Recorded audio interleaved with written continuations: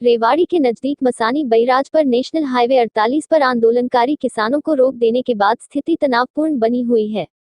Highway पर सुखदेव ढाबा पर आंदोलनकारी किसानों का हाल जानने पहुंचे मीडिया कर्मियों ने देखा तो पुल के ऊपर पुलिस प्रशासन तो नीचे हाईवे पर लंबी कतार में खड़े किसानों के ट्रैक्टर और जमा किसानों की भीड़ और उनके इंतजाम को देखकर यह साफ जाहिर होता है कि किसान सरकार से आर पार की लड़ाई लड़ने के मूड में साफ नजर आते हैं। आंदोलनकारी किसानों ने बताया कि वह शाजापुर बॉर्डर से दिल्ली कूच के लिए रवाना हुए थे कि रेवाड़ी जिला प्रशासन ने उन्हें मसानी बैराज पर घेर लिया और आंसू गैस के गोले छोड़े जिससे कई किसान जख्मी हो गए हैं तथा हाईवे पर बने पुल में कंटेनर फंसा कर उनका रास्ता रोक दिया गया है। लेकिन किसानों का यह कहना है कि केंद्र और राज्य की भाजपा सरकार उन पर कितने भी जुल्म ढाए वह पीछे हटने वाले नहीं है। किसान विरोधी काले कानून जब तक वापस नहीं होंगे तब तक आंदोलन जारी रहेगा। आंदोलनकारी किसानों की आगे की रणनीति क्या होगी और कैसे दिल्ली पहुंचेंगे यह किसान नेताओं की कमेटी के आदेश के बाद तय होगा। सैकड़ों ट्रैक्टर ट्राली पूरे इंतजाम के साथ चल रहे आंदोलनकारी किसानों का कहना है कि उनकी मांग काले कानून की वापसी तक डटे रहेंगे। किसान आंदोलन में शामिल युवाओं का जोश इस कदर दिखाई दिया कि सरकार से पूरी तरह टकराने को तैयार है। शाजापुर बॉर्डर पर बैठे थे, उसे 31 तारीख को वहाँ से तोड़ा। फिर यहाँ से जो पीछे है जो रोहतक जज्जर बाईपास वाला है वहाँ पर रुके 2 दिन। उसके बाद ये रेवाड़ी जो पुल है यहाँ पर परसों से आए हैं। इन्होंने अंधाधुंध किसानों पर आंसू गैस के गोले चलाए हैं। वहाँ पर सुप्रीम कोर्ट का ऑर्डर है कि किसान यदि दिल्ली आ रहे हैं तो उन्हें परेशान ना किया जाए, उन्हें दिल्ली आने दिया जाए। लेकिन मोदी सरकार और खट्टर सरकार तानाशाही कर रही है किसानों पर और आंसू गैस के गोले लगभग 300-400 गोले आंसू गैस के गोले किसानों पर चलाए गए। हमारे किसान जख्मी हुए हैं, कम से कम 50-60 किसान हैं जो जख्मी हुए हैं। और जो आंसू गैस के गोले थे वो 2002 में जो गोले आंसू गैस के बैन हो चुके हैं वो गोले इन्होंने किसान पर दागे हैं। कि हम दिल्ली आराम से कूच कर रहे थे, पुलिस ने आगे बैरिकेटिंग करके रास्ता बंद कर दिया है। हम आराम से बैठ चुके हैं, ये पुलिस ने अब नाका बंद किया है।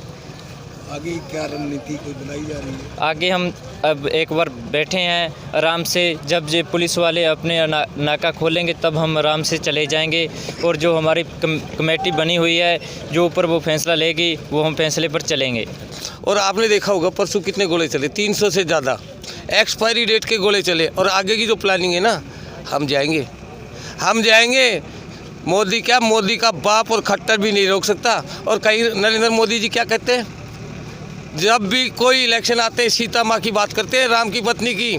और जहाँ बिजनेस की बात करते हैं तो नीता अंबानी की बात करते हैं। और आज तक नरेंद्र मोदी और अमित शाह से मैं ये पूछना चाहता हूँ, आपने ज़िंदगी में सच का बोला वो बताएं। ये देश किसानों और जवानों का है। ये इन जो कंपनियों के अंदर आ रहे जो ईस्ट इंडिया कंपनी की स्थापना करना चाहते हैं, नई ईस्ट इंडिया कंपनी जो आई थी, इसी के चक्कर चलती आई तो हम 200 साल गुलाम रहे। तो ये दोबारा हमें गुलाम करना चाहते हैं। जो हमारे युवा साथियों की बुद्धि जो इनके अनुसार गुलाम हो चुके हैं, हम अनुरोध उनसे करते हैं कि आप इस देश के बारे में सोचो। नौजवानों, ये 50% नौजवानों का है। इसीलिए हम आपके माध्यम से कहना चाहते हैं, क्यों आप आते हो, गोदी मीडिया तो आती नहीं है। जब गोले चल रहे थे ऊपर गोदी मीडिया वहाँ से देख रहा था, पर तो जो हमारी ट्राली और हमारे किसान भाई जख्मी है उन्होंने कहीं विचार नहीं किया, ना कोई टीवी में दिखाया। आप जो सोशल मीडिया वाले हैं, जो छोटे हैं अपने नेटवर्क वाले, वो दिखा रहे हैं, गोदी मीडिया क्यों नहीं दिखा रही? ये सवाल यहाँ खड़ा होता है भी ये आपस में मिले जुले हैं तो किसानों की बात नहीं उठा रहे। को देशद्रोही साबित करने में जो लगे हुए हैं उनसे मैं बोलना चाहता हूं कि अगर तुम अपने आप को जनरल डायर समझने की कोशिश करते हो तो हम भी अपने आप को उधम सिंह और भगत सिंह बनने को तैयार है। इस बात को याद रखना। और जो आज इनका ड्रामा चल रहा है, बार बार मीटिंग करते हैं, 7वीं मीटिंग, 8वीं मीटिंग, 9वीं मीटिंग, अभी 8 तारीख को हर बार मीटिंग का वो देते हैं। ये पूरा ड्रामा चल रहा है इनका। मीटिंग में सिर्फ अपना पक्ष रखते हैं, किसानों का पक्ष सुनते नहीं है। मीटिंग में क्या चाहिए, किसानों को खुलेआम बोलो, अगर बोलना है तो MSP पर बोलो, MSP गारंटी दे कि तीनों काले कानून वापस ले। और ये सब कुछ इनका ड्रामा चल रहा है। मैं इनसे बोलना चाहता हूँ, जिन्हें नाज है हिंद पर वो यहाँ है। और तुम लोग जो देशभक्ति और देशद्रोही का जो सर्टिफिकेट लेके घूमते हो वो अपने घर में रखो। और दूसरी बात, मैं एक और चीज़ कहना चाहूँगा। आज जैसे जियो आया था, जियो ने 0 से शुरुआत की थी और 600 रुपये तक उसका रिचार्ज पहुँच गया। कल के दाई हो तो 2-3 हज़ार तक भी पहुँच सकता है। तो इस तरीके से इनका पूरा जियो, एक वो बाबा रामदेव जो ड्रामेबाज है, पूरा स्वदेशी के नाम पर पतंजलि को उसने लूट लिया। एक बार यहाँ के देखे तो सही, कई सारे हमारे फौजी भाइयों ने इस्तीफे देकर यहाँ आए गए, कई सारे पुलिस वालों ने इस्तीफे देकर यहाँ आ गए। कहाँ से पब्लिक नहीं आई, देश के कोने कोने से इंकलाब गूंज रहा है और देश का किसान ही नहीं, देश का जवान भी इनके साथ कंधे से कंधा मिलाकर खड़ा है। रोक दिया, कैसे इसको पार कर पाएंगे आप, किस तरह के क्या? रास्ता रोका है, कोई बात नहीं, रास्ते तो पीछे भी रोके थे, वो भी पार कर दिए तो ये भी पार करेंगे बिल्कुल। जब जब जुल्मी जुल्म करेगा, सत्ता के गलियारों से चप्पा चप्पा गूंज उठेगा जय किसान के नारों से। हम किसान के बेटे हैं, जैसे पिछले बैरिकेड्स पार हुए, पार ये भी हो सकता है, मगर हम हमारे संयुक्त किसान मोर्चा का जो है अपील, उसका हम इंतज़ार कर रहे हैं। कल सुप्रीम कोर्ट का फैसला आएगा, हम उसका भी सम्मान करेंगे। मगर बड़े दुख की बात यह है भी जो पूरा मंत्रिमंडल है, कैबिनेट है, वो तो क्या है, नया साल हीटर के आगे और अपने रूम में मना रहे हैं, और जो देश का पेट पालता है अन्नदाता, वो उसको नया साल सड़कों पर बनाना पड़ रहा है। इससे बड़ा दुर्भाग्य इस देश का नहीं हो सकता, क्योंकि जिस किसान ने लॉकडाउन और महामारी के अंदर पूरे देश का पेट भरा था, आज वो किसान उनको अत्याचारी या उनको आतंकवादी लगता है। मगर हम बता देना चाहते हैं सरकार को भी, यही किसान आपको अनाज पैदा करके अगर अपने घर पे रखने लग गया तो पूरा देश भूखा मर जाएगा। जो नेता किसानों के नाम पर राजनीति करते हैं और किसानों के नाम पर कुर्सियां हासिल करते हैं, उनकी कुर्सियां नीचे से खिसक जाएगी, वो किसानों का मुद्दा भूल जाएंगे। वो गांव से वोट लेकर के जीतते हैं किसानों के नाम पर, और ऊपर जब मंत्रिमंडल में बैठ जाते हैं तब जाकर के किसानों के पक्ष में बात नहीं करते।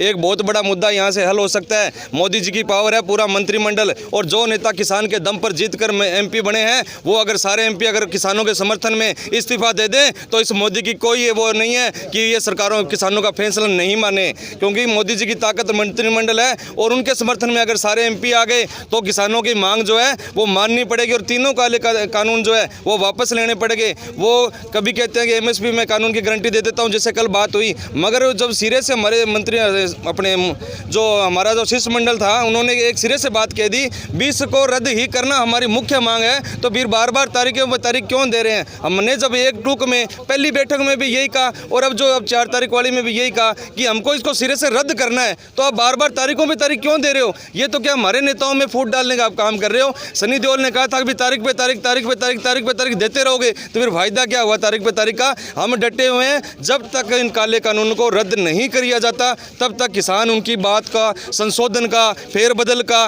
कोई भी उनकी मांग पर मानने वाला नहीं है। इस किसान आंदोलन में समाज सेवी लोग भी आंदोलनकारियों की पूरी मदद कर रहे हैं। एक समाज सेवी हरप्रीत ढिल्लन ने बताया कि वह ड्राई फूड से लेकर हर जरूरतमंद चीज आंदोलनकारियों में बांट रहे हैं। हरप्रीत ढिल्लन किसानों के इस मदद को यज्ञ में आहुति के समान मान रहे हैं। कृपया हमारे चैनल को लाइक, शेयर, सब्सक्राइब जरूर करें। 2 क्विंटल तो आज तक बच गए हैं, आगे भी हम जब तक ये चलता रहेगा तब तक हम ये जैसे अब हम आगे जैसे थोड़े दिनों के बाद जैसे भी जो भी ज़रूरत जिस चीज़ की पड़ेगी वो हम करते रहेंगे। तो कैसे आपके मन में किस तरह से आया कि बादाम बांटे जाएँ, किसानों को ऊर्जा दी जाए ताकि किसान धन से न पिछड़े? आंदोलन तो लंबा चलने वाला है, मानते हैं इस बात को? बिल्कुल, देखो जी, आंदोलन की कोई सीमा नहीं होती, पर जज्बा होना चाहिए। हमारे जो किसान साथी हैं ना, ये कोई किसी ना तो किसी पार्टी के, ये सारे क्या एक आम लोगों का आंदोलन बन गया। आंदोलन ने अब एक तीर्थ का रूप ले लिया। तो जैसे अपने वीडियोज भी देखे होंगे भी, पीछे हरियाणा पंजाब बॉर्डर पे जैसे लाठीचार्ज किया पुलिस ने, तो हमारे लोग तो वो पुलिस वालों को भी खाना खिला रहे थे। तो आज भी हम बादाम देने पुलिस वालों को गए थे, वो ऊपर खड़े थे, उन्होंने लेने से मना कर दिया। परंतु हमारी भावना तो ये एक तीर्थ, हाँ, हम ये यज्ञ चल रहा है किसानों का, उसमें अपनी छोटी सी आहुति दे।